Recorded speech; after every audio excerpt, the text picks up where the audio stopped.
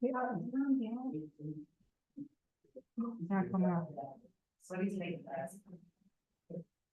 The bodies, right now. Now, Is the volume? All right, just stop reading the comments. I'll figure it out.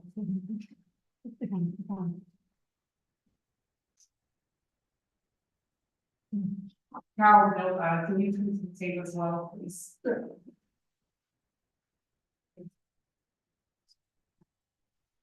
Good afternoon, everyone. Welcome to the Committee on Urban Redevelopment and Renewal Planning.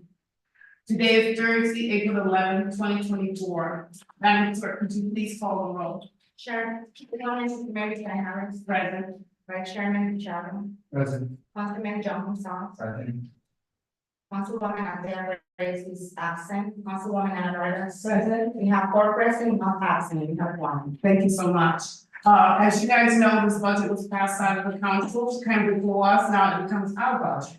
And as it becomes our budget, we are to pay close attention to whatever we're supposed to be doing as far as the charges budgets. Today, we have people who are coming to speak today, but before that, we always have a wonderful introduction by Emily, who gets us right on track and helps us understand why we're here today. So Emily, at this point, I'm going to turn the floor over to you. And please introduce yourself. Thank you. Good evening, everyone. I'm Lily Friedman, Director of Housing and Human Services. I'm pleased to join you this evening to present the proposed HUD entitlement grant budget on behalf of Mayor Smiley. I'm also pleased to use this opportunity to introduce you to my colleague, Joseph Clemente, who's our new Housing and Community Development Director at Housing and Human Services.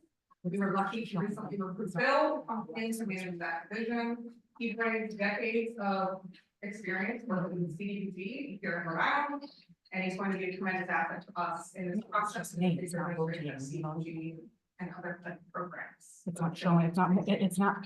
What was that? People, you know what I mean? You can just see on my bed. So, we are here tonight and now entering this process with the goal of developing a budget for what is going to be the 5th year of our investments under our 2024 5-year consolidated plan. The 5-year plan is informed by community engagement, detailed market needs analyses, and review of access and barriers to fair housing and social services. After establishing community needs and priorities, we're then charged by HUD, the funder, with responsibility to select the highest quality services meeting those priorities for the customers. So we issued an RFP or notice of funding availability in February. We received more than 84 proposals. So of course, we have some incredibly difficult decisions in front of us due to that tremendous level of ask and the limited availability in funding. Funding is anticipated to be slightly down from prior year, and therefore we are significantly. I did. But it's not, but it doesn't have to. But then the one thing, I would like to introduce when someone speaks, we're gonna introduce Exhibit 1, moved by moved by Vice Chairman, second by Councilman Graham, and Council. All in favor? Aye. So this is Exhibit 1. And additionally, you will all receive a list of applications. This is the summary of all proposals received under the service funding availability, and also includes the list of limited internal projects for your consideration. I'd like to entertain a motion to enter this as Exhibit 2. Second, all in favor? Aye. We introduce Exhibit 2. So in total, you will see that we received $17.5 million in requests, and $14 million of that along with the CDBG funding. We anticipate having about approximately $4.8 million to distribute. So we have a very difficult job this because of that. And because of limited resources, we are going to be investing here in projects that can provide basic urgent needs services such as food, and childcare, homelessness prevention and response, case management and harm reduction, youth education and school programs, job training and skills development, the creation of affordable housing, entrepreneurship programs and small business support, and then critical improvements to facilities that serve those basic needs in our neighborhoods. So it says microphone. So in crafting this budget, as you may recall, the mayor crafts a draft budget with the Senate submitting to the city council for further vetting. So while we were crafting this budget with the mayor, we continue to place emphasis on clearly defined projects that are ready to Yeah. proceed. Stop it. We also must ensure that there's a direct line to US. CDBG investment and eligible clients being served. So we No, are not able to just provide says their USB operating video support, device. must provide direct service to low and moderate income clients. If we are assisting buildings or infrastructure, those must be those facilities that directly serve low and moderate income clients. So again, can't unfortunately fund things like non-farm Well, capacity this needs to building be or rectified, administrative even if we have to offices. bring that out. And then, of course, for CDBG, Okay. eligible uses are prescribed by federal regulation. And we must also meet the national objective, which for the bulk of our programs, that national objective is direct service to low and moderate income clients. So our goal here is to work collaboratively to get this draft budget into a final form. We then must do a substitution out of this committee in ordinance format, and then the council will pass that budget to us. That budget that must be then built out into a more lengthy annual action plan, which is the prescribed HUD format, which we will put out in 30 days to file public comment and then submit to HUD for approval. So our goal, as we all know, is to endeavor to have these steps completed and HUD approvals in place before July 1st, starting things. Walk through quickly the budget that is in front of you all. Okay. You guys all right? Again, good so far. We're good. We tried. All right, so you should have the mayor's draft federal entitlement grants budget in front of you. This will describe our anticipated allocation, which includes the allocation we anticipate to receive from HUD. It's important to note that like we dealt with back in, I think, 2017, 2018, because of delayed decisions and passage of the omnibus spending bills, we do not yet have our formula allocations calculated. So as we have had to do in past years, we must proceed with our budget process using anticipated amounts and build in contingency provisions. We don't yet have those allocations by the time we're ready to pass that. So we do have a protocol for this, and unfortunately, because of delays at the federal level, we are needing to estimate our budget. So when I report out on figures, please note that these are estimates and will later be adjusted. So if, so if we get funding back and it's a little less, we're prepared to adjust. Yes. Yes, so typically what we have done is do an equitable pro rata adjustment either up or down for all activities.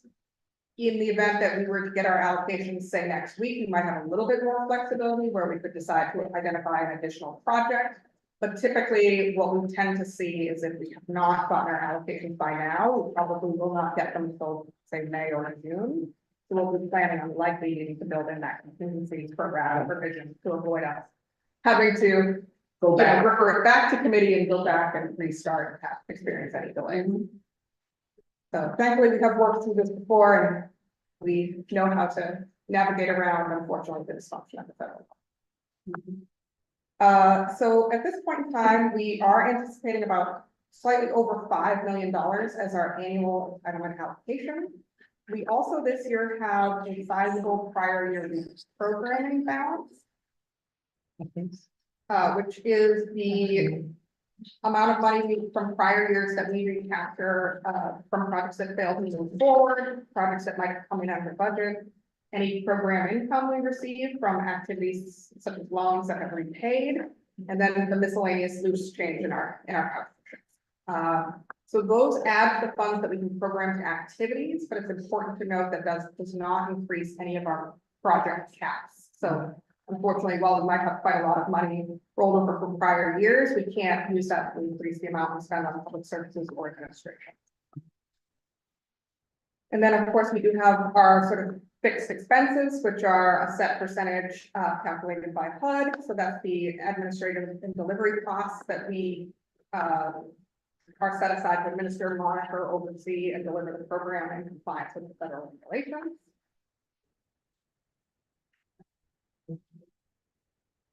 We do have the ability to set aside a certain percentage of the budget for public services. Those are our community centers and general social service activities. So the two buckets you'll see in the CDBG budget, like the CDBG community centers and the CDBG public service, combined together cannot exceed 1.05 million. Madam Chair, if I may, Yes. Emily, do you expect the council members to have a copy of that in front of them as well? Yes, this should have been. I don't see that, I don't see anybody, I just want to make sure that. Yeah, we have this, we don't have a copy of the actual ordinance. Okay, so this should have come through and been referred from committee. Thank you. Actually, do you want to? Sure, thank you. I think we got it through the email, right? Is that what it is? I That's why. Yeah, that's on the, should have come through on the Yeah. council docket. I apologize, I never got it, Tina never got it, we never saw it, so just. Sorry, if she's gonna make that, we can. Okay. Do you want to send it in so we can follow her? Or, thank you for putting that. Thank you. Yeah, we'll go at these and that we can follow up in case there's other questions. Yeah, that would have been stamped in on the docket deadline. And then referred to full council and then voted out. She's out this week, so I was never, yeah, We should just make sure that went. yeah, good thing you said that. I know what you're talking about, but I never, like, she went away and I never knew that, yeah. So the miscommunication, I'm sorry. That's why we have. It's agended fine. I mean, the worst case scenario would be, it will go back to the council, be entered and then sent back here, but it's fine for this committee to look at it and go through it. Okay, thank you. That came with. When you came in, you gave me a letter and Yes, the back, that's what was on the document. yes. I don't know if I saw that, I don't. I have to see, I just gave it to her, no copies, yeah, we went on the docket, it was just the letter and the backup. Yes, we might have to figure out. who tells that.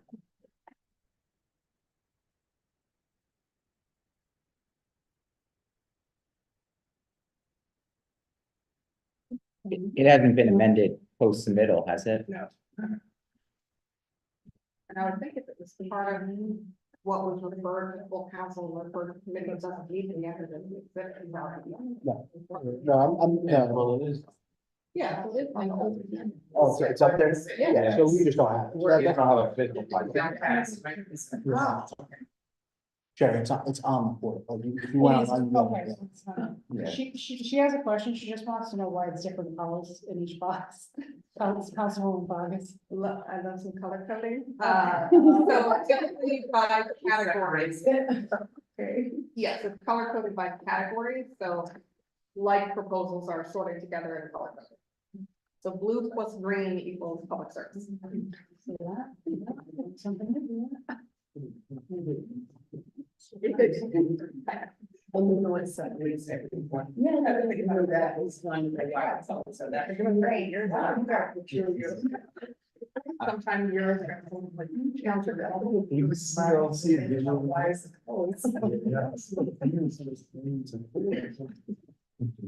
Yeah. I believe. Yeah, so it is. Okay. Yeah, it's there, I'm looking at it. I was looking at the calendar agenda.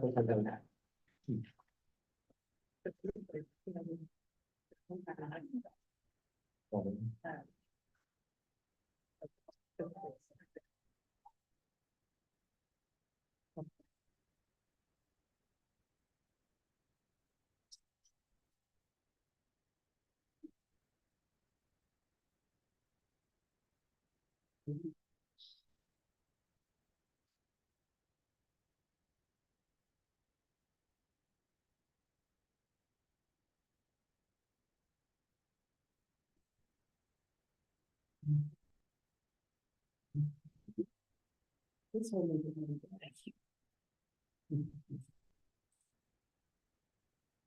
Yeah, the wind is on I don't know, press. Nice and warm. I was like, what's this? I see this is for wine, but I'm Sure. Do you want to go into this, where you, before she starts talking about, right? And then it's- Well, this is, we're this is, back on this record started right on the now. top one. We're back. I'd like to introduce the Black History, I have a motion. We're gonna enter is exhibit 3, motion been made and second, all in favor? Aye. Okay, motion passed. Emily, you may continue, please. All right, thank you, And- apologies for that.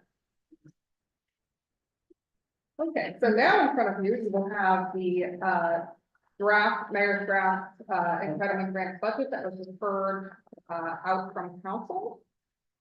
Full council, so you will see we anticipate a CDBG overall allocation of 5.054 million. Prior year programming, 868,000. We also have a summary of what we anticipate to receive for our home investment partnership program fund, housing opportunities for persons with AIDS, HOPWA, and then our emergency solutions grant. So these are the alphabet soup of HUD programs that we receive on an entitlement basis annually.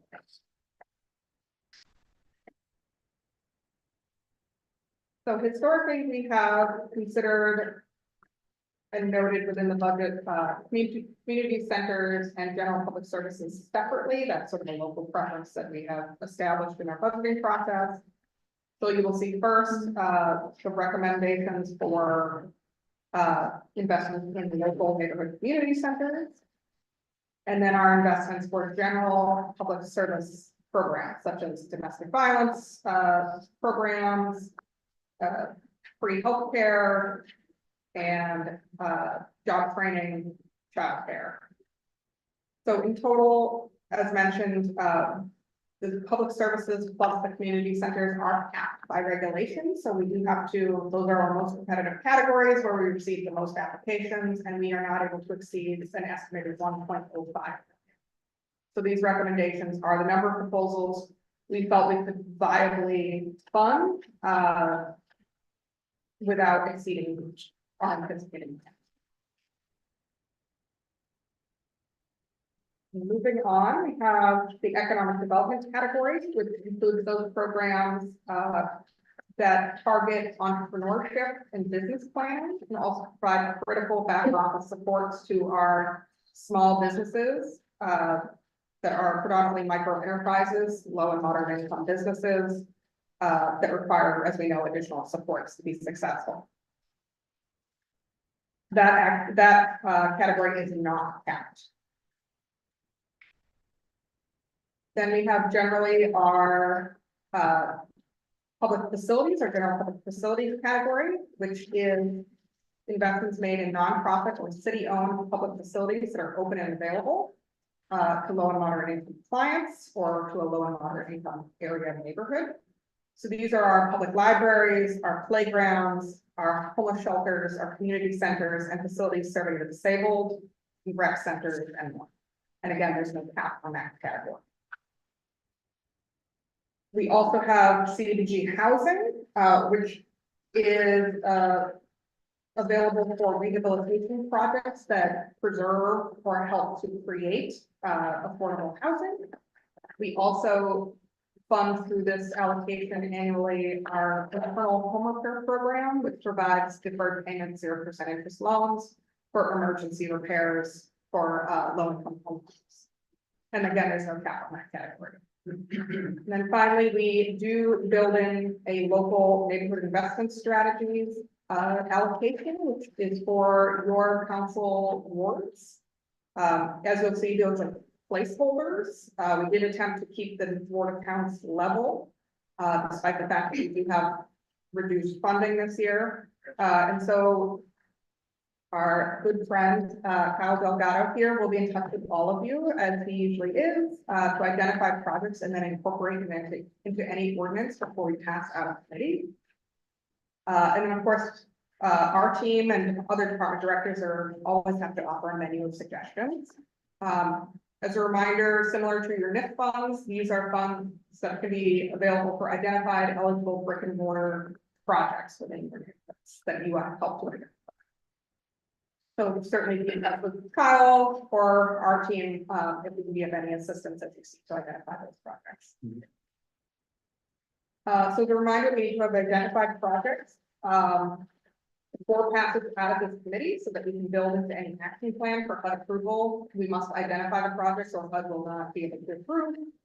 And then our goal ultimately is to pass this out by the May 10th docket deadline so that we can conduct the required city council passages in May and June. May 10th is our deadline. Yes, that Friday, we got the deadline.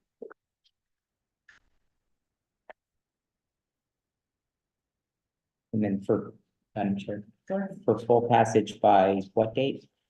Usually we try to have it done early June, sometimes mid-June.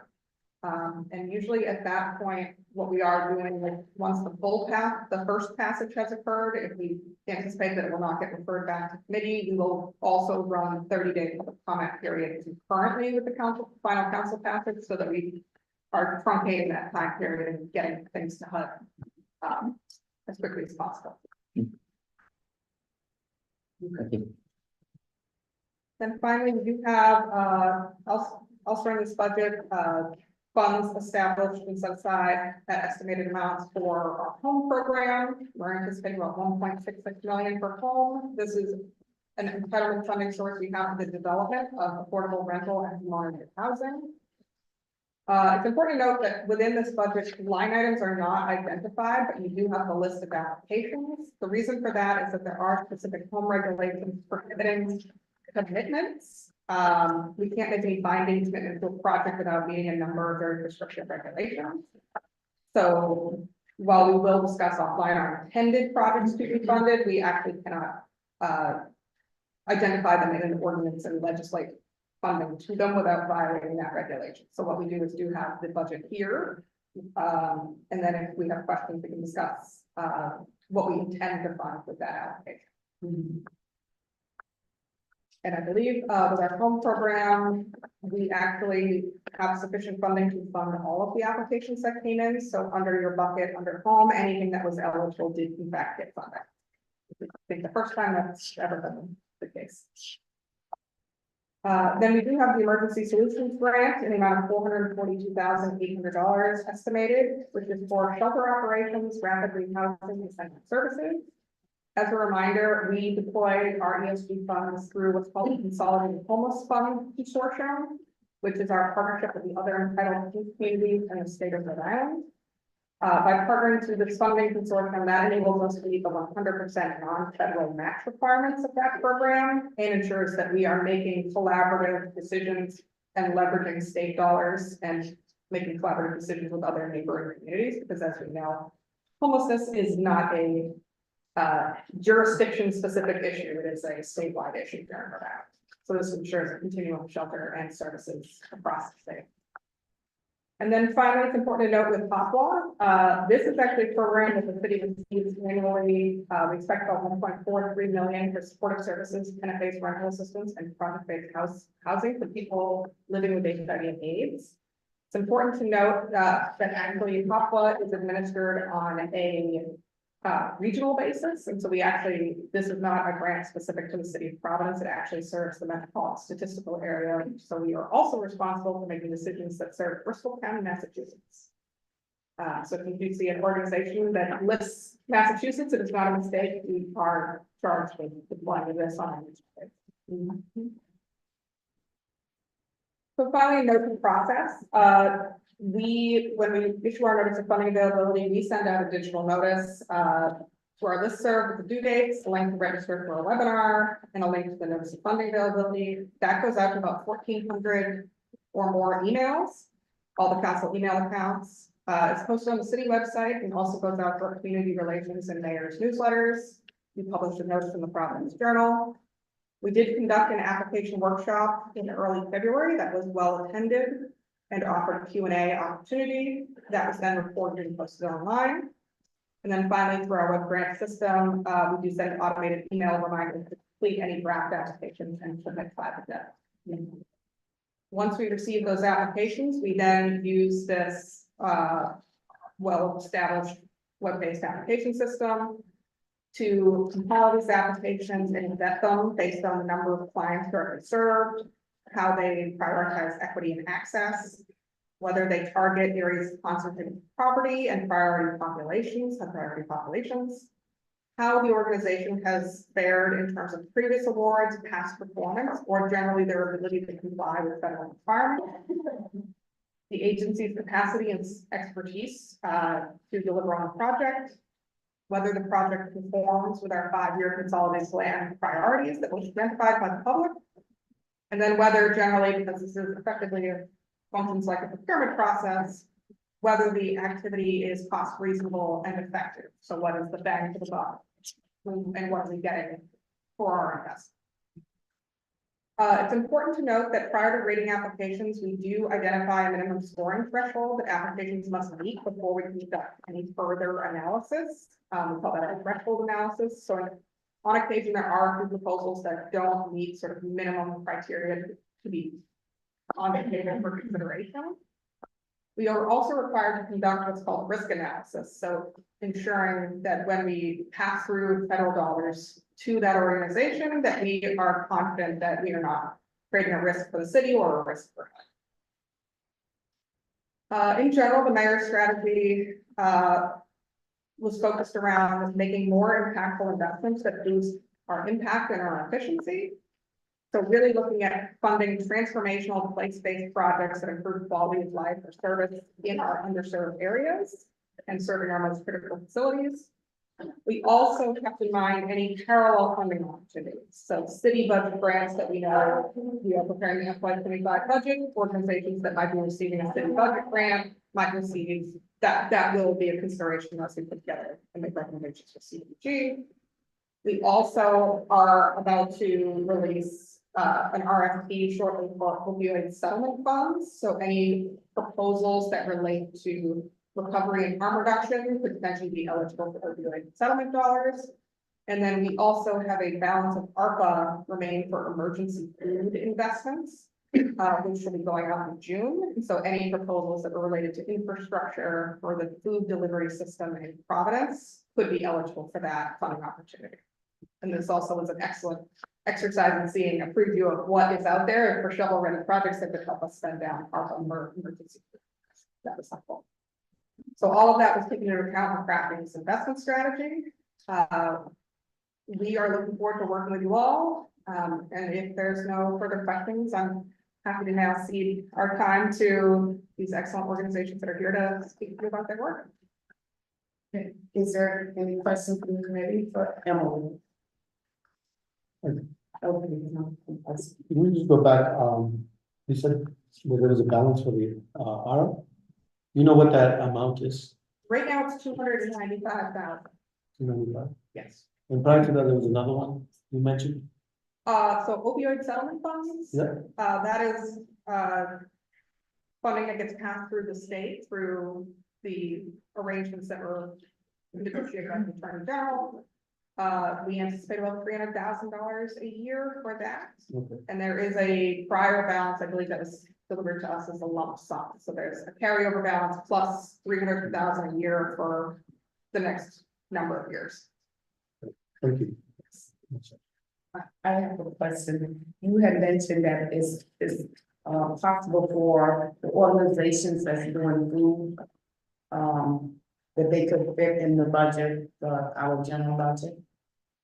There was that, the ARPA money is saying that could come. Yes, so there is a specific ARPA line item that's about to be put out for RFP for expanding our food infrastructure.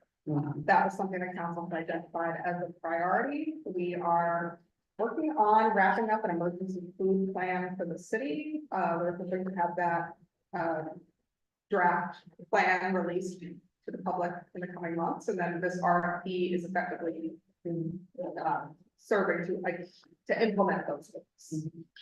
I have a follow-up question. If, folks that are in this budget that has, that are, could apply for that food budget, could it be greater than what we have here, the acts that they have? Could they get more than what they asked out of this budget? Because of the Yeah, fact that it's being taken out of a straight budget, which is CBDG.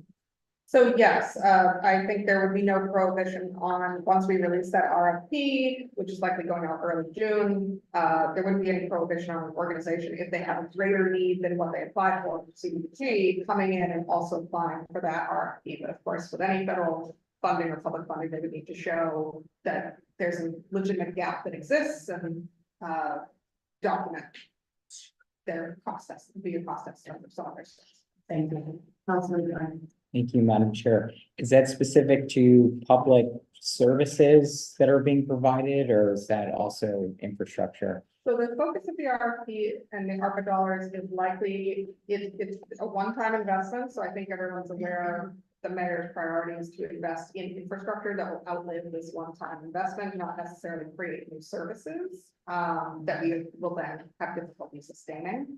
So we do expect that that RFP will prioritize capital investments into food pantries and other social service organizations to increase the city's overall capacity to store food, distribute food, and reduce barriers to access. Got it. And what's that specific line item? So that was, it was $295,000, and I believe was labeled emergency food. And that's via ARPA. Yes. So theoretically, let's say Meals on Wheels, for example, that wanted to see some public facility improvements citywide. It seems like they didn't receive the funding through the CDBG. That could theoretically be another avenue for them to receive some of those renovations. And actually, the benefit of using ARPA dollars is that you do not have to pay Davis Bacon wages. So for receiving ARPA instead of CDBG might actually result in the project becoming cheaper for the organization. It's be about 30% cheaper not paying for it. Thank you, Madam Chair. Thank you. Any more questions? All right, at this time, we're gonna hear from the organization. Thank you. Did I skip something? I feel like I didn't get this read into the. Okay, can I back into that? Madam Clerk, could you please read this first item into the? Sure. Item number 1, communication from His Honor the Mayor dated March 29, 2024, submitting the Community Development Block Grant Budget for program year 2024-2025. The following has been invited for an overview. Emily Friedman, Director of Housing and Human Services, Department of Housing and Human Services. The following has been invited to give presentations: Meals on Wheels, Matt Grady and Luz Field. Open Doors, Rhode Island, Nick Horton. New Bridge for Hailing Success, Bill Bentley and Bernard George. Designs, Rhode Island, Berit Lavender and Ruth Sakayama. All right, at this time, we're gonna ask Meals on Wheels to come to the table. And we're gonna actually sit directly in on the other side. Amelia, are you sticking around or are you heading out? Well, I'm here for the long haul. Okay, I just wanted to make sure. She has to be here. Oh, no, because I just wanted to make sure if we had. additional Right, there questions. you go. You got legal, we need her. Okay. Yeah, no, I only want Meals on Wheels right now, so it's 2 of you? Yes. Oh, you get your pictures taken, that's what. Please have a seat. Please have a Yeah. seat, and just state your name for the record. Yeah. Excuse me? Just state your name for the record. Yes. please. Luz Firpo. My name is Maya Hussein. Thank you. Thank you for being here tonight. We're looking forward to hearing from you. We hear a lot about the work you're doing. We know when, last I seen you was at St. Martin before, Mhm.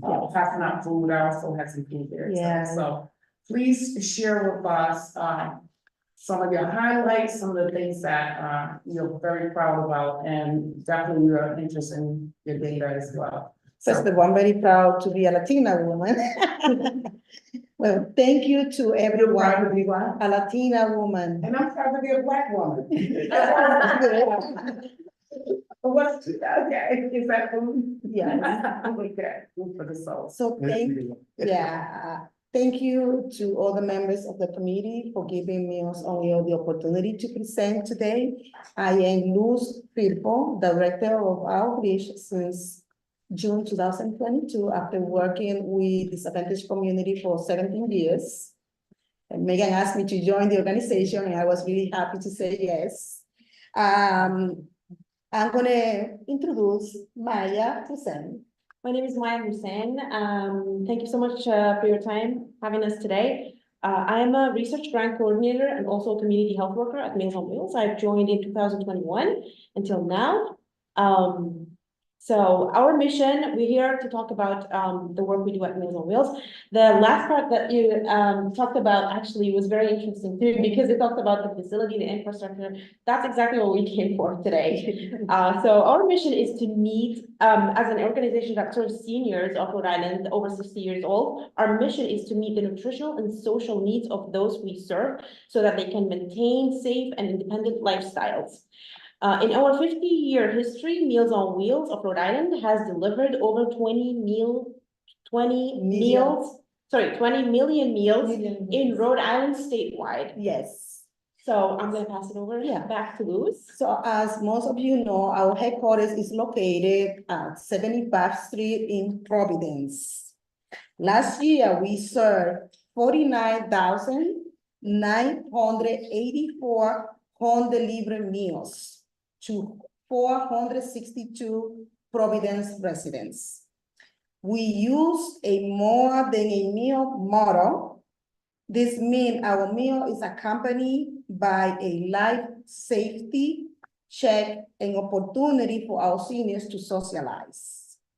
In addition to a general wellness menu where we include a Latin menu, kosher menu, Asian, as well as several medically menu that help our seniors, especially in the city of Providence, to improve their health. I'm And chronic sorry, I diseases. missed something that this is cultural foods, right? Yes, Awesome. yes. Also yes. medical, which is Wow. cardiac. And also medical, which is cardiac meal. Wow. Yeah, and these meals are approved by a nutritionist, and they are 1/3 of the nutritional requirement. Yeah, a third of the daily requirement for an adult. Yes, yes.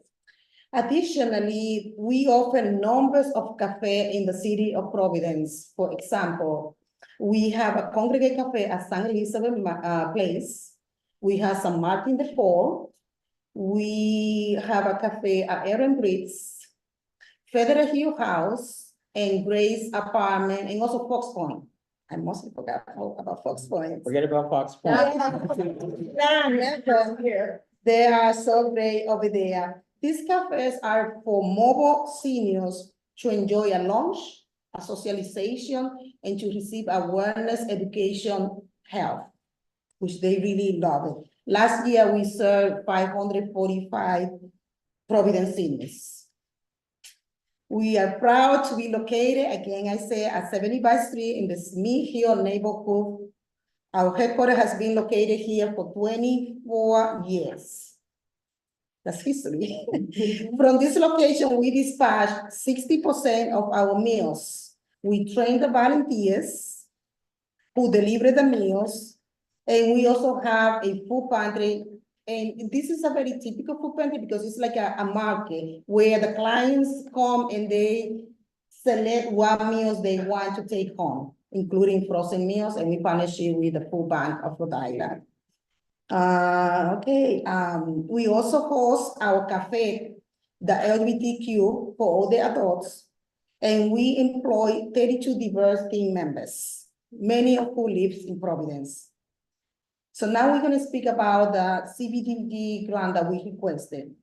$25,000 public service grant to serve low and moderate income seniors with home delivery meals.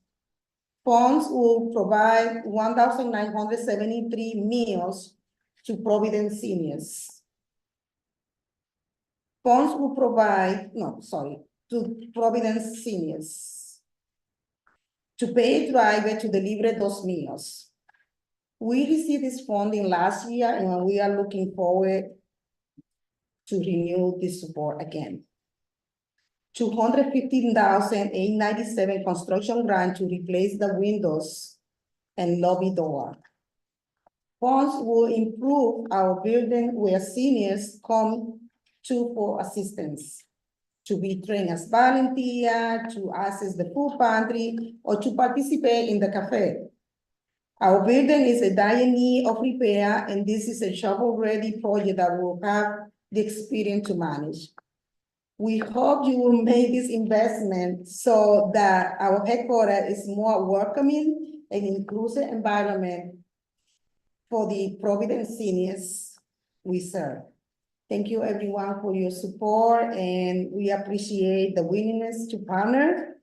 And we are happy to be here, and any question, Maya and Marcel are here to answer. At this time, I'm gonna open up the floor for the committee to respond and ask a question. And if there's any question we cannot answer, we can follow back. Councilwoman Vargas. You mentioned that you got the coffee. What hour you serve for the coffee hour? Okay, actually, that was a good question because I forgot to mention that we have all the cafe, like the Southeast Asian Cafe, that we meet 2 times a month in Providence. So for the Southeast Asian Cafe, the cafe meets the first Wednesday of each month from 11 to 1 o'clock, and the third Wednesday of each month. For the LGBTQ Cafe, we meet the third Thursday of each month. Meals on Wheel, and also other places that they prefer, like the Church of Transfiguration. For all the cafes, for example, Aaron Breeze is Monday, Wednesday, and Friday. They always have the same time, so it's 11 to 1 p.m. San Elizabeth Place is every day, and Monday through Friday from 11 to 1 p.m. And the other cafes, they have a different schedule during the week, like Fox Point is only Wednesday and Friday. And this is only for working for the older person. For the older adult. And Or also- mobile. Or mobile, yes.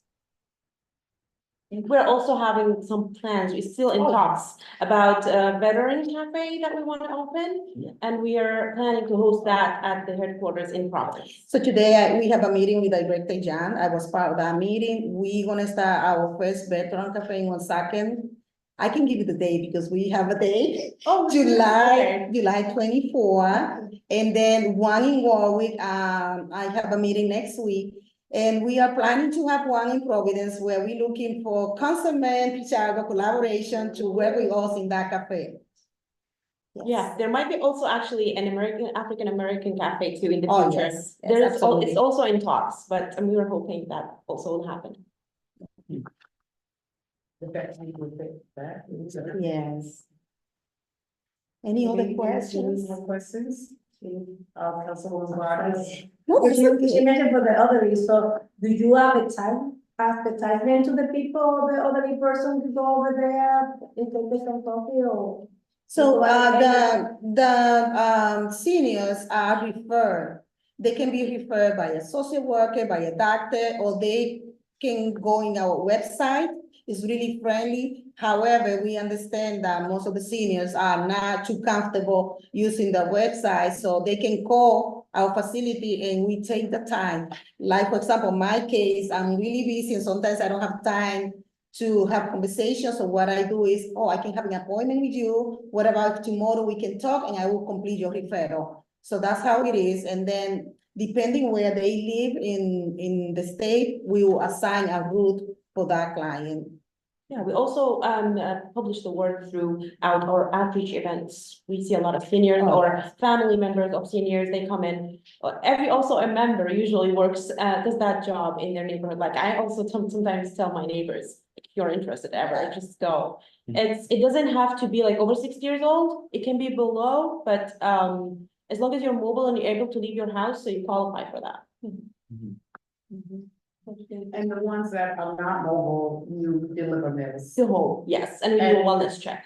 and you do wellness. How many people do you think you serve in that area, the people who are homebound? That year or this year?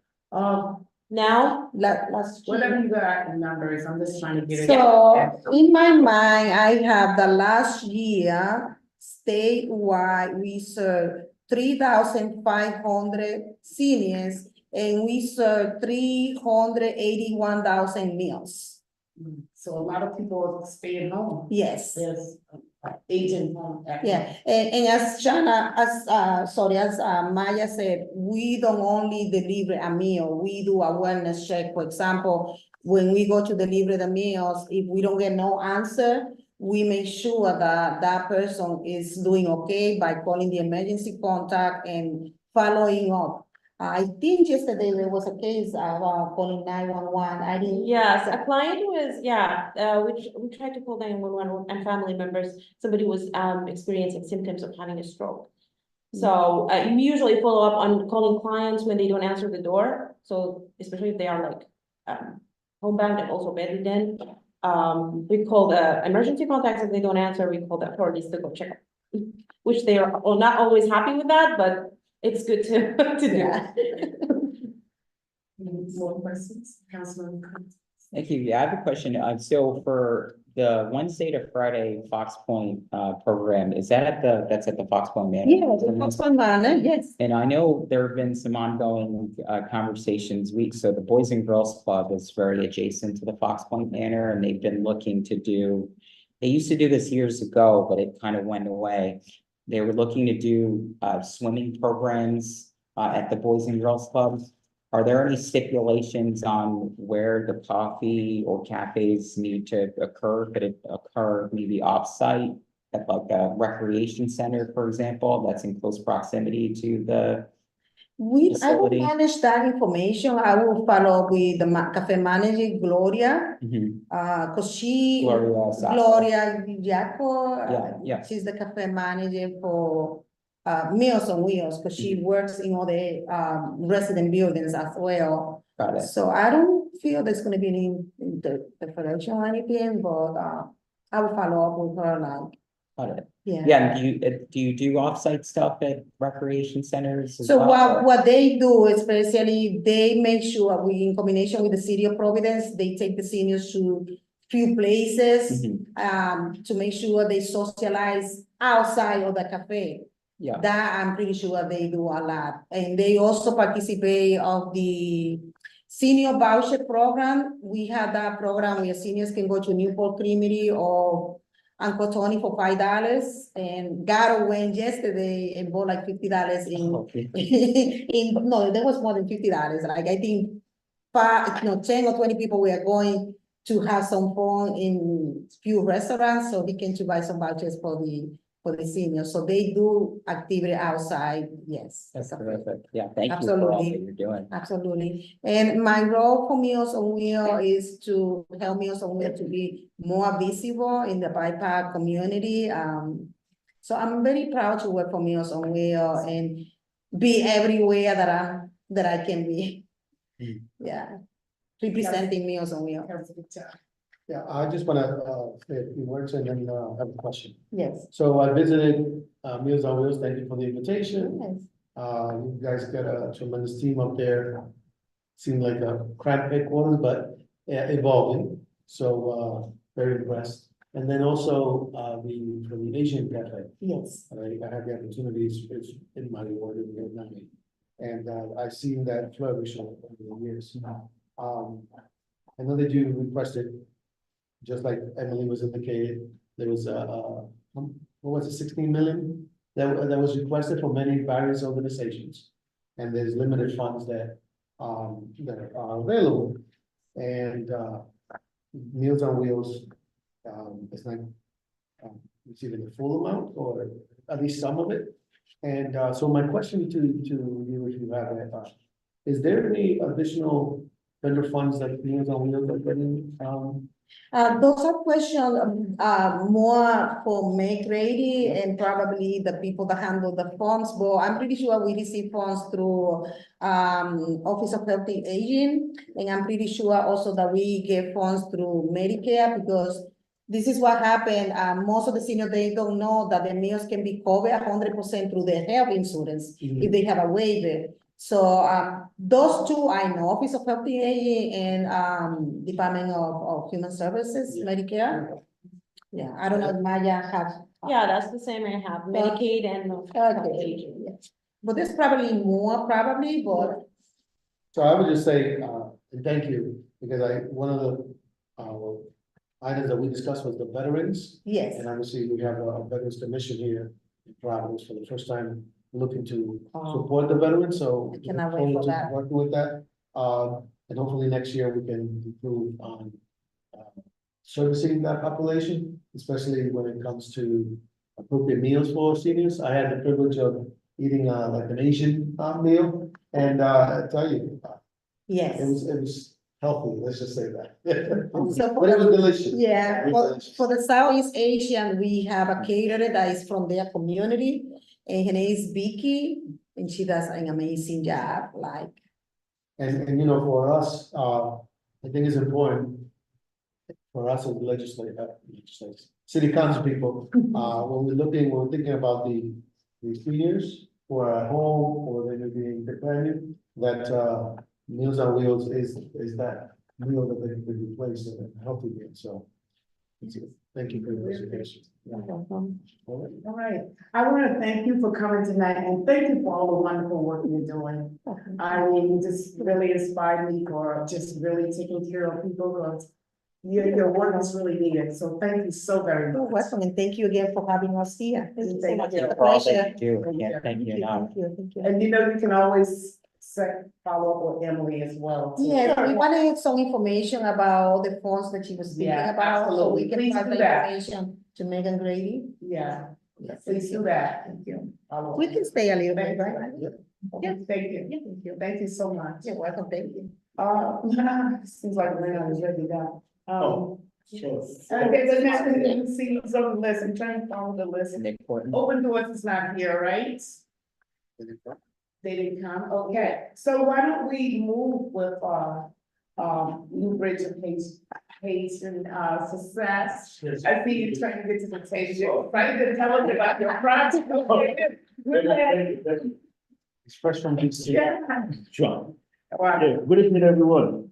Please announce, tell your name for the record, please. Yes, my name is Bernard George, and I'm the founder and executive director of New Bridges for Asian Success. Well, thank you for being here tonight. Sure, absolutely. Thank you, members of the community for providing this opportunity just to speak about my work and the challenges around them and the Asian community. And before I begin, I like just 2 minutes just to speak about myself, what motivated me just to create this organization. And I came to this country in 2000 as a legal immigrant. I went to community college and I spent 4.5 years there. And because there was no Haitian organization to help me apply for scholarship, to help me navigate the system. And I was taking unnecessary classes there. And then I transferred to Williams University. And when I graduated from community college, I graduated with 6 credits.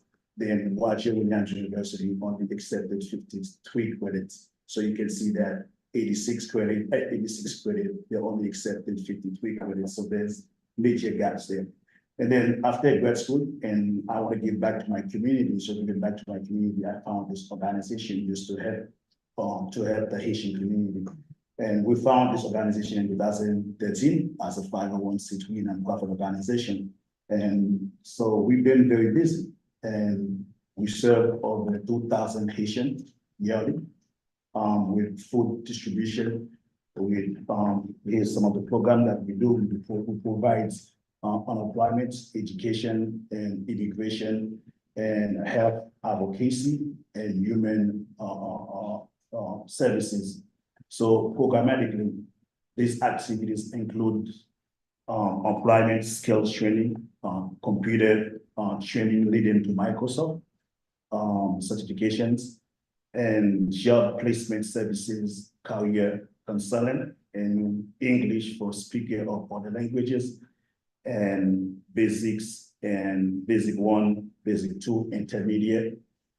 And we immigration concern, completing applications, certain appointments, and assistance and access healthcare, application assistance and referral, and Medicaid support specialists, and hosting workshops on various topics, and to Haitians community, human service include basic needs, housing, case management, and crisis intervention.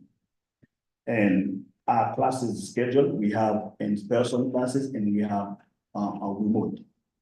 And some of the challenges that we are encountering, and I've been fortunate to CDBG, and we see CDBG. We've been serving the community because there's some major gaps in terms of like during the pandemic. We see there was really a major need in our community where the people cannot afford just to purchase food, and we've been really on the ground trying to meet the clients where they are, and then meeting them by where they are, and just like to respond to situation like this, the challenges that they're encountering, and the influx of new immigrants here. We see there's a problem now with the immigrations, and we found, I mean, like we did receive a fund from federal grants this year just to help with immigration. I mean, to help with informations and application assistance, but no funds to help people who need to be represented in court. And a lot of time you have clients coming and their accounting issues like, well, when they have a court hearing, they don't have somebody just to help them out. And which is become problematic because they're afraid if they miss in the court, they will receive deportation letter. And we try to see how we can solve that. Last year we had the pro bono lawyers, so we helped us out. But you know, when the pro bono lawyers sometimes, like when doing volunteer works, it's like they just doing whatever they feel like it. So we have clients that needs the court date, and it's just like it's an issue. That's why we request this funding, just to see that how we get ahead, and then to help also with the legal fees. And How many people do you serve in that, with the court and, basically with, around the university stuff? How many people do you serve? How many people have you served? Since you started the organization, like is there a lot of issues around people being targeted? yeah, there is a growing significant Haitians and Rhode Island. Again, there are 8,000 Haitians residing in Rhode Island, so meaning that they are confronted with a number of challenges. So we serve over 2,000 Haitians yearly, and then just the immigration itself. So we have about like 200 Haitians that we help with informations and application assistance. Again, but not to be, to help those who needs like, who needs assistance, someone just represent them in court. We don't have that. Well, it must be hard, I can see your organization, it must be hard to try to understand the system. Yes. I mean, I don't understand the system, 1 year, so, I'm trying to say, I understand what you're saying. I'm just trying to get to some of what is the work that's done that your organization is able to do to assess. I'm just trying to get a little bit of what that look like. You go to court, is it that you attend court with folks? No, just to pay lawyers. Reading, you have to read sometime information for people who don't understand the language. No, language, yes, language barrier is a significant issue in our community.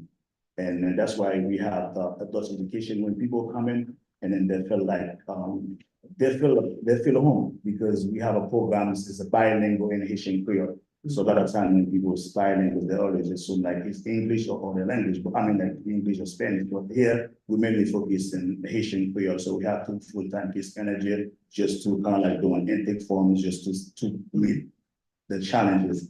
But, and we got to your questions, and, how many clients you said, is this the question? Yeah, I'm just trying to figure out, because, it sounds like, you're navigating a lot of stuff, and I'm trying to figure out whether it is, when people, because I can imagine when people don't understand the language, you wouldn't bring a legal document to just anybody and ask them.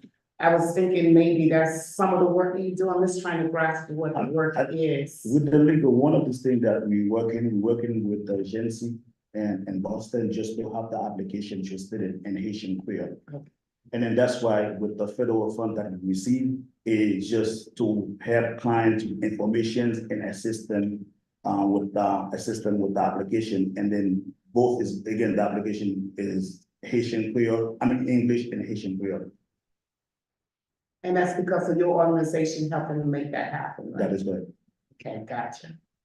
Mhm. Please continue. I was just trying to just go in the world and just, there, you have more. I think at this time, I'm open just for questions. If anybody have any questions, maybe give them clarity, so I'm open to that. Any questions from the committee? Councilman. Okay. I only want to say thank you for the study that you're doing with the, for the patients, because right now we have a lot of struggle for our country, and when you come here and you doesn't know English, that's my struggle too when I come here, so I don't know who can help me out, who organization, I cannot get the work, so I'm very appreciative that you do this for your community, because you have struggle, but you are right here in the United States, so I give that support. Again, to add to what Councilwoman Vargas has mentioned, thank you for your leadership. You've been servicing in Providence, struggling like any nonprofit. And this is the kind of work and that the CDBG and this body continues to provide some funds to service our community, especially the immigrant community who continues to struggle. Yes. So there's no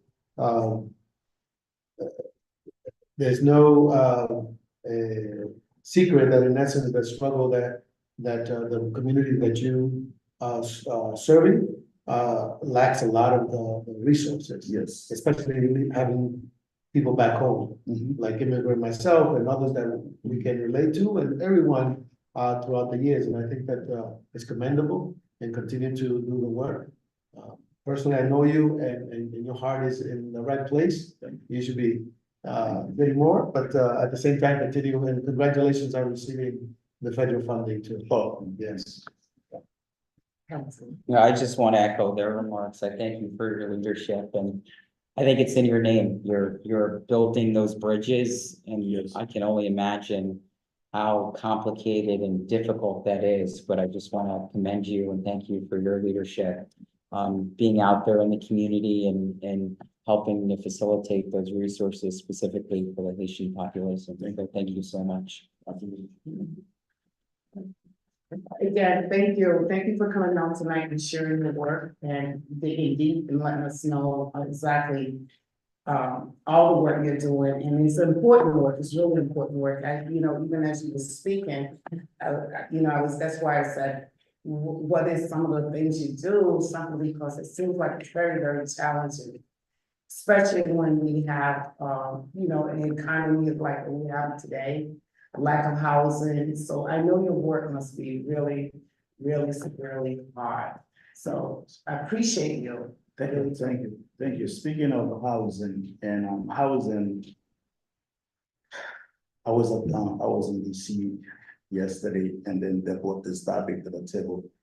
And then we have a significant homelessness here and without, and then I seen a lot of Haitians, and because of the political instability in Haiti, and you see educators, and then some of them they have more fun, they have money, but because They don't have a legal document, some of them, they are here on visa, but they're afraid to go back in Haiti. And then we see issues issues like, landlords, versus tenants. Some of the landlords, they refuse just to rent them because they think that, because of the situation, the current situations in Haiti, so these folks are criminals and then they are professional. And they have the fund because they don't have social security number, they don't have a social security, they refuse to rent them place. And then some of these folks sleeping under the bridge or sharing home. And imagine folks, they have family members, they have kids, and they would like to see, which is I'm sure that everyone here, they want to see the best for the kids. So imagine these folks are here, they don't have places to live, or they used to have like living a comfortable. Now they have to share like one person and 45. I mean, 5 person in one bedrooms. It doesn't make any sense. And the landlord refuse to rent them because of the social security number. And then they also ask for credit score. And then these folks, if you don't have a social security number, where you're gonna have the credit score? You should, and then these are the things that we see in the community, but I don't have the resources just to help them. And it hurts me, and I can't really do much about it. I did my casework, I did reach out to some folks, but no, really, we don't have like really a positive answer. So how to really help them in these situations. And then remember, Providence is a city of immigrants, and we see a lot of challenges like this. I'm sure I'm not only in the Haitian community, but there are other community, but I'm speaking on behalf of my community, because these are the folks that I see every day. And then we open Monday through Friday. We see folks every day. We work with pastors, with many different churches, like the Haitian churches. And then they thought that we have the resources, they keep sending people to our office, and when we don't have resources, being restricted to resources just to help them. Because you're doing the work, that's why they see many people. Yes, we are the only Haitian center. We are the only Haitian organization with the center.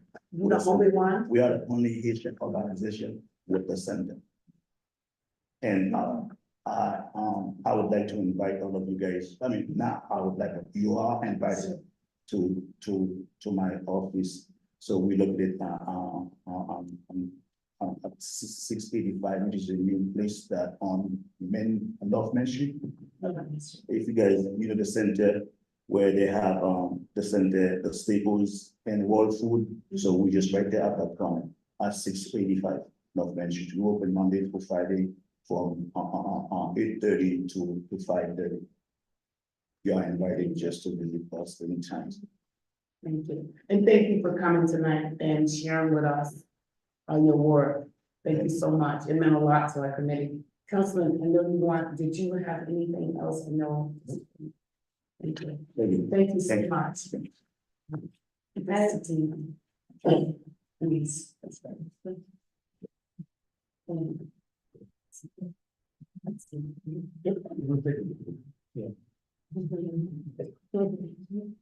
I think go ahead.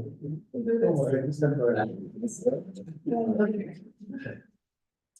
All right, we'll continue while the chair is taking a break.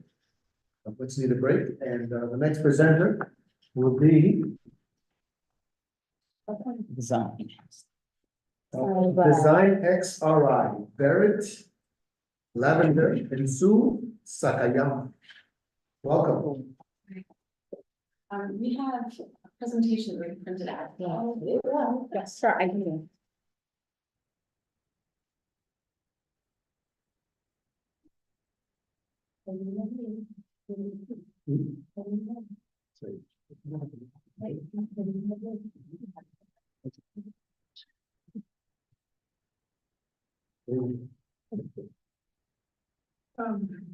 Given that we have this in our minds as slides, Sure. you're welcome to sort of just like flip through it as we talk, but we will point out certain pages Sure. that are going to go along with what we have to say to you all. Just please state your name for the record. Sure. My name is Rue Sakayama. And I'm Barrett Lavender. And with that, hello, all esteemed council members. If you could also just speak up because it's being recorded, so Absolutely. that way you want to make sure that we get. Sure. Hello, all esteemed council members. My name is Ruth Sakayama, and I am a co-director at Design by Rhode Island, along here with Barrett Lavender. Thank you all so much for having us this evening. We are pleased to share the work that we do and the programs that we have applied to CDBG funding for the upcoming 24-25 fiscal year. Just to give you a little bit of background on Design by RI, we were founded in 2013 to amplify and recognize the value and impact of creativity, design, and innovation bring to our state. You can see our mission in the packet, but essentially our mission is that we're a nonprofit economic development organization that serves Rhode Island-based designers and creatives for events and programming. We believe that design is a critical economic sector that drives change globally, socially, and within Rhode Island. And we're the only statewide organization for design in Rhode Island, and our events and programming feel valued. And one of the ways that Design by Rhode Island supports the design community is through our programs, which nurture and support design and creative service businesses. And this evening, we're going to talk to you about our two flagship programs that we've applied for funding, the Design Catalyst Program and the Launch Program. Our program details, we're going to start with Catalyst. So in 2015, funding for the Design Catalyst Program commenced with a Providence-based business initiative through CDBG funding. So we've been fortunate to have received funding through CDBG for some time. It is a competitive, milestone-based grant program tailored for Rhode Island creative businesses. It is specifically geared towards small creative businesses in Providence and Rhode Island whose owners reside in low to moderate income households. And the program aims to bolster the city and state's design economy. The key components of this program are business mentorship, professional development intensives, peer-to-peer networking, and seed capital. I want to highlight the seed capital. This is direct funding to the individuals and their businesses. And it is one of the main differentiators for this program from other workforce development programs. So I'm referring to this line graph. Over the past, since 2015, we've received, since 2015, over $1.3 million has gone directly to supporting 81 Providence businesses. So over the past 8 years, 79% of the funding we've received through CDBG is re-granted directly to individual Providence-based businesses. The grants have ranged from $5K to $35K, depending on the funding we have available in a given year and the demonstrated needs of the business. The most common expenses that we see are things like facilities rentals, paying contractors and employees, and then equipment and marketing. You see in the pie charts, this program has a really strong record of supporting businesses that not only remain in business, but remain in Providence. Since its inception, the 81 creative businesses that have gone, we have 81 creative businesses that have gone through Design Catalyst with our cohort that graduates next month, which is 91. 82% of these are still in business. This is a significant result compared to the national success rate, where only 77% of small businesses last past their second year and only 52% last more than 5 years. Of the businesses that have gone through the program, 72% of them remain in Providence. And there are currently multiple Catalyst businesses in every Providence that program has. And so to that, I want to share with you just like a brief overview of a few of our Catalyst alum and where they are now. So if you turn to the next page, you'll see Bidon Community Print and Design Studio, which has been a feature and fixture of the Providence's letterpress printing scene for years. And as a grantee in the 2023 Catalyst program, he was able to outfit his studio space to be able to begin hosting his own in-house classes and workshops. And Jacques has been very busy. Earlier this year, he finished up the first of this series with Providence Black Studies syllabus called Letters in Liberation. And just last week, he participated in the Open Studios tour for the Southern Graphics Council International, which is the nation's largest organization of printmakers. If you follow along, Kazao, founder Bao Wu, is a Catalyst alum of 2023. They were raised in Vietnam, taught themselves tailoring, and launched Kazao during the pandemic to serve queer and trans people with a bespoke, gender-inclusive clothing experience in a safe and welcoming environment. And with their capitalist grant, they were able to better outfit their studio and work on a capsule collection. Kazao has continued to receive national attention for their genderqueer bespoke suiting. They're very impressive when you see the amount of recognition they've gotten. I could only put a little bit on the slide. Keep going here. We got Liz Welch, founder of Anyhow Studio. And when they came to the Catalyst program in 2021, they had a personal ceramics business and the dream of opening a community ceramics studio. Through the program, Liz was able to further develop the idea for this community studio and secure their first space.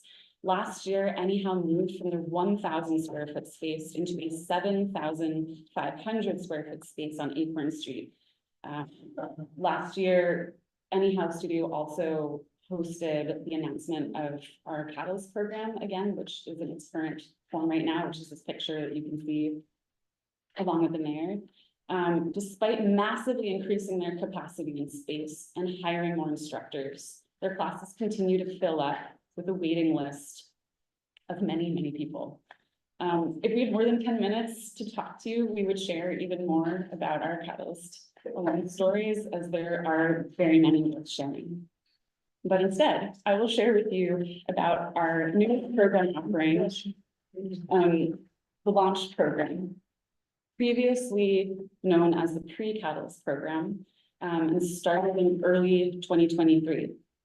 It was established in response to the recognition of a demographic of creatives in Providence with entrepreneurial aspirations that were just, they're at an earlier stage in business development and therefore not quite ready for the level, like the rigor and the ability to fully leverage grants and the comprehensive coursework that's offered in the Design Catalyst program.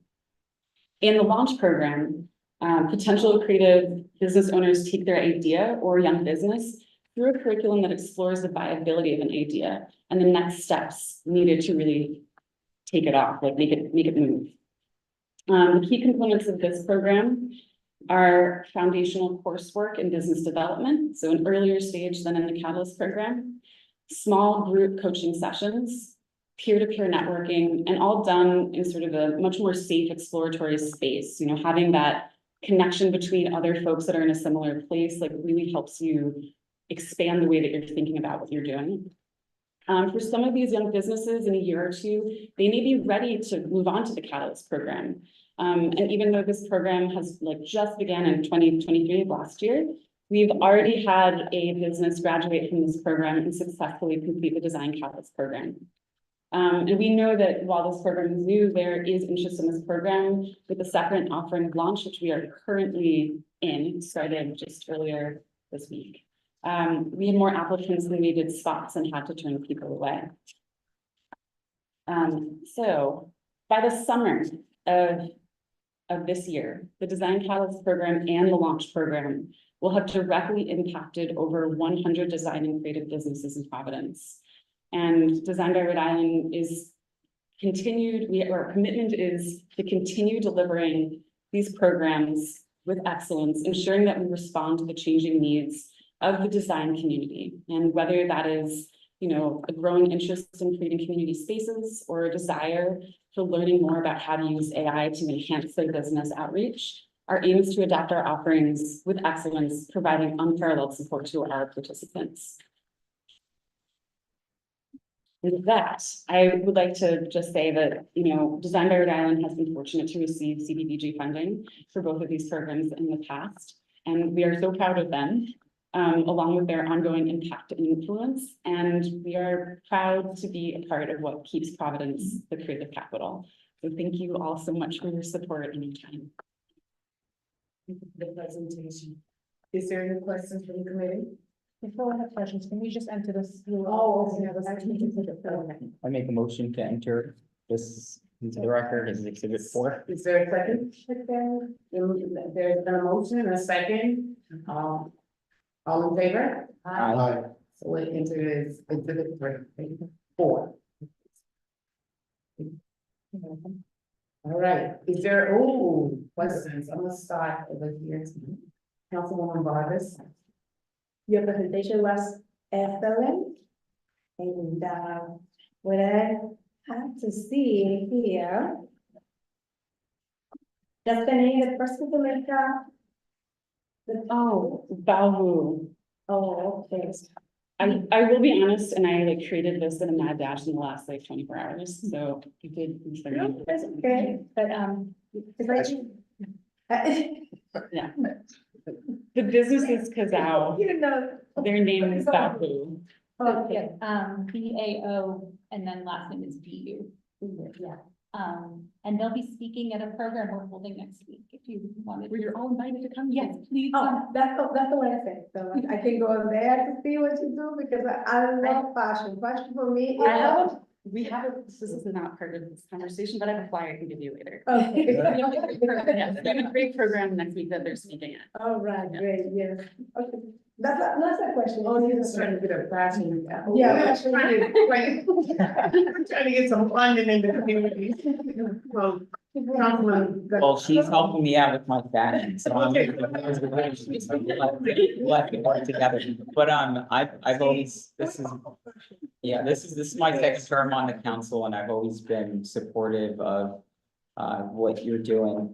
And I'm just curious, I mean, it's really cool to see. It's almost like venture capital for some of these designers and folks who are trying to get into just the space and they're not sure where to start. I'm really curious about just how long's your curriculum?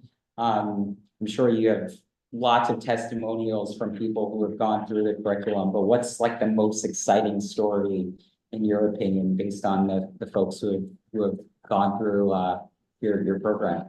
Yeah, there's so many stories. I mean, we included 3 because, like I said, 10 minutes. And we think that although these are like more recent graduates, I mean, we think that some of these are really exciting. I mean, especially talking about like Liz Welch and the way that they were able to grow their studio so rapidly over a couple of years is really impressive. We've had catalysts along that have gone on to do things like internationally, you know, like their products are in stores all over the place. I feel like I could talk to you about exciting stories for a really long time. Yeah. If you are curious about other alum, I'm happy, like reach out, I'm happy to share and work with you about it. In terms of your question around curriculum and program, the Catalyst program has been around a 6-month-long program. And we're looking into some curriculum updates right now. I think it's one of those things that's good to do every few years. You go through your feedback, you talk to your instructors, you check in with the mentors who are part of the program, and you find out where there might be other things that, like, you know, the world is changing, right? I mean, we mentioned AI here because that is something that is going to impact everybody at some point. And so we're right now in the middle of a curriculum revamp, which will keep the program still a 6-month program, but the cadence of the classes may be a little bit different. We're going to provide some additional support around, you know, make sure that they all have extra financial education with a financial coach.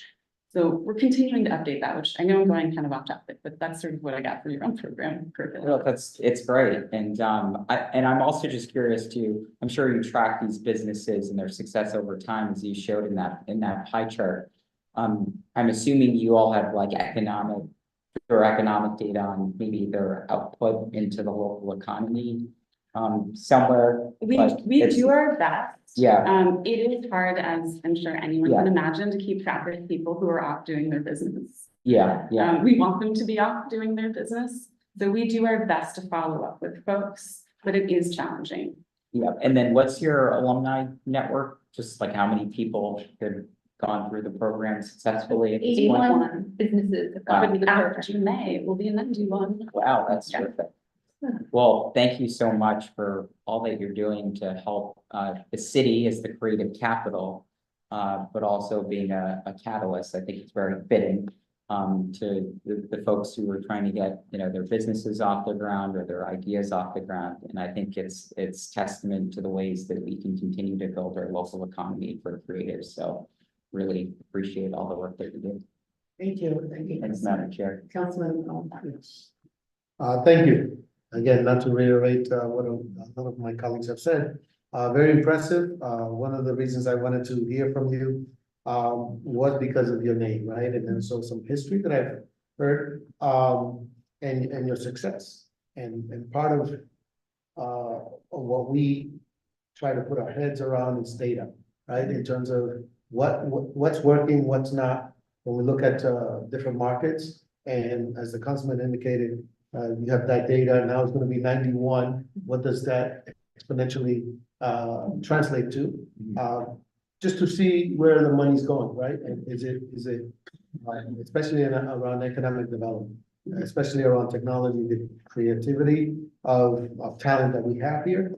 So my question, just one or two questions. One is that, where do you draw, your pool of talent? Is it,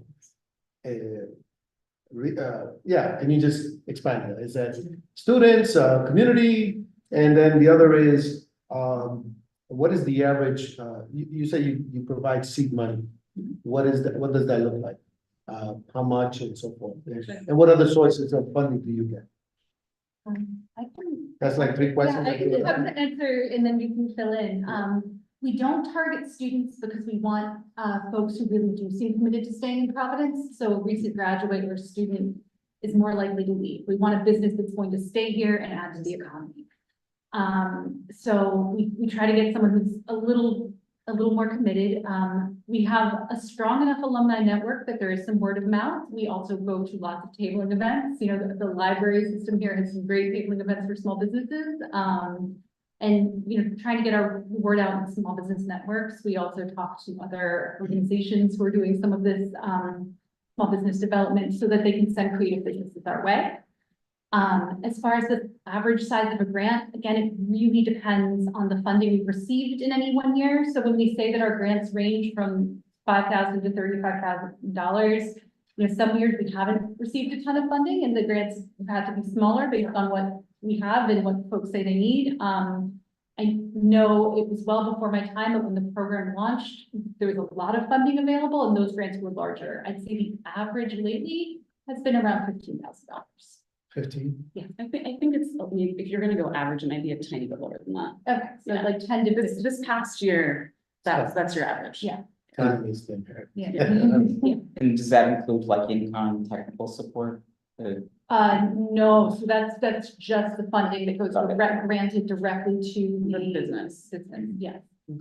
And it is reimbursement funding, you know, and they're following CDBG rules and regulations, and so that is a lot of handholding. Where are you located? Then? We're on Westminster. Where? We're on Westminster, over 819. Not located, okay. Yeah, like right past Nice Slice.